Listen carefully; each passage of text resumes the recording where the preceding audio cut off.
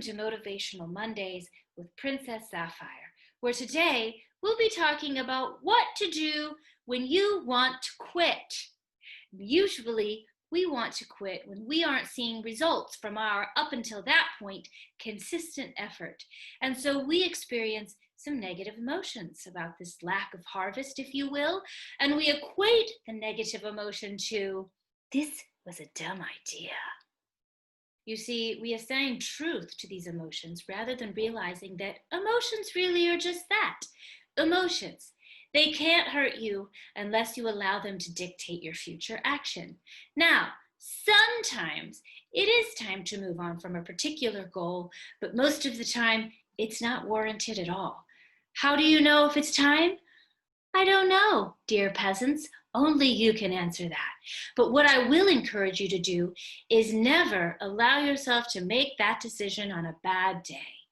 Never allow yourself to quit any project, any diet, any attempt to build a business, or govern the realm on a bad day. Because you're not having a bad day. You're having what we in the kingdom call a planting day. Planting days are when we must do the work but see zero results other than the knowledge that perhaps you've put a few seeds in the potato field today. And maybe you're standing on your potato field looking at vast quantities of brown earth and you're saying, I guess I did good today. Maybe I planted something. I don't know. I know. This is not as sexy as walking out to a bumper crop and saying, hey, let's invite the Indians to a Thanksgiving feast, shall we? Friends, not every day can be a harvest day.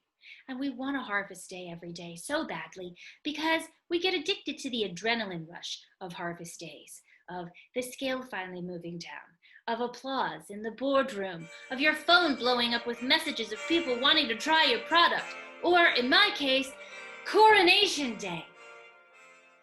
Most days won't be coronation days, my friends. They'll be sitting on the throne days with lines of complainants a mile long and you really have to pee. Because we equate planting days with, this is dumb and stupid, and what am I even doing? So many people quit on planting days, and we miss out on what could have been a bumper crop down the road. Now, if you walk out to a bumper crop and things are great, and you have more work than you can handle, and it is just an adrenaline frenzy, and you still say, you know what? This particular field is no longer for me.